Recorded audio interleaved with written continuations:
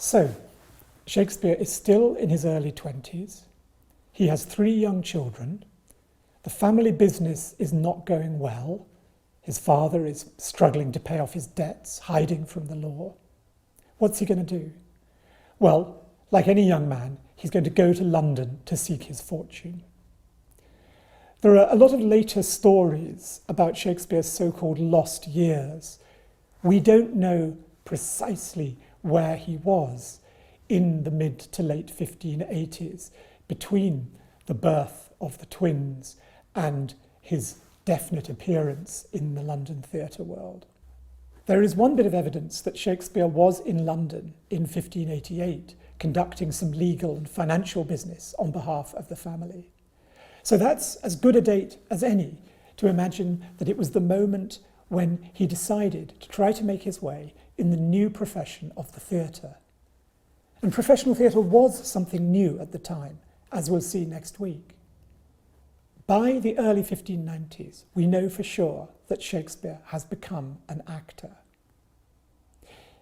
He's working very closely with a group of other actors. They move between a number of different companies. But it's rapidly apparent that the leading figure among them is this man, Richard Burbage. Burbage would go on to become Shakespeare's closest friend and the man for whom he wrote all the great parts. You're looking here at a copy held in the Shakespeare Birthplace Trust in Stratford-upon-Avon of an original portrait of Burbage that is now in the Dulwich Picture Gallery in London. This then is the original Hamlet, the original King Lear, the original Romeo. It's very important that Shakespeare knew his actors, worked closely for them, wrote particular parts for particular actors. Shakespeare and those actors such as Burbage were just establishing themselves as some of the leading players in the early 1590s when disaster struck. There was a major outbreak of plague and the theatres had to be closed. The point of that was that, of course, public places with large crowds in close proximity to each other were very, very dangerous from the point of view of the spread of infection.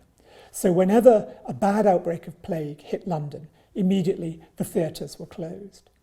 That was a problem for the actors. What they had to do was get out on the road, tour in the provinces, and the takings were always much poorer there than they were in the city with its huge population.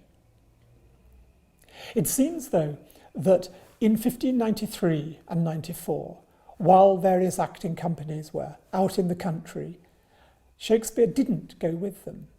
It would seem that just as he was establishing himself as a playwright, he decided on an alternative or an additional course for his writing. He decided to write poetry. In a way, that was an easier option because writing poetry, you don't have to rely on the whole apparatus of a theatre, an acting company, a production process. But it was not easy to get poetry published at the time. The publishing industry was really beginning to take off at this time, but Shakespeare needed contacts. And for this, he had a piece of good fortune.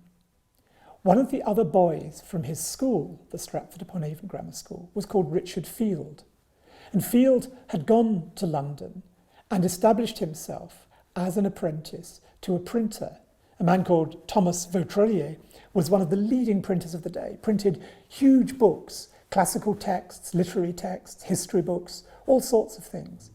Field worked for him, quickly proved himself, and soon was able to set up his own printing business. And it was to Field that Shakespeare went when he wanted to get his first poem published. The poem is called Venus and Adonis. It's based on one of the stories that Shakespeare read in Ovid's Metamorphoses, the book that so inspired him throughout his career.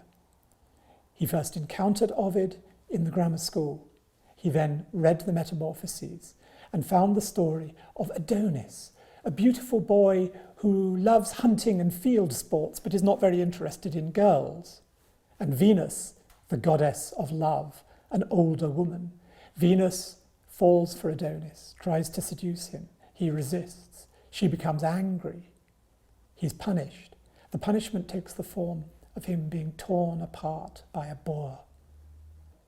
An irony in view of him being a hunter himself.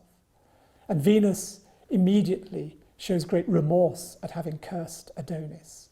And the poem ends where she finds a drop of his blood and it's transformed into a flower as a kind of memory of his beauty. So many of Ovid's stories have this pattern of the transformation, the metamorphosis of a human into something natural, part of the natural world.